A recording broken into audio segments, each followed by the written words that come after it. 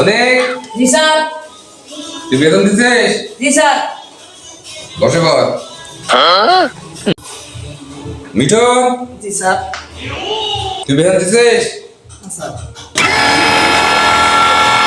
অনেক। জি স্যার। বলতো 2 আর 1 কত হয়? 3।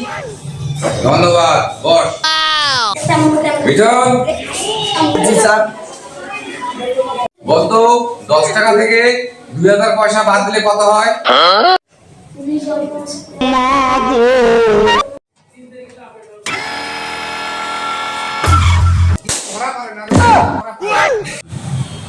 অনেক।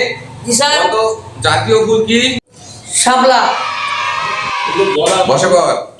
মিঠুন, জি স্যার। বলতো তোর বাপের মায়ের দাদির নাম কি?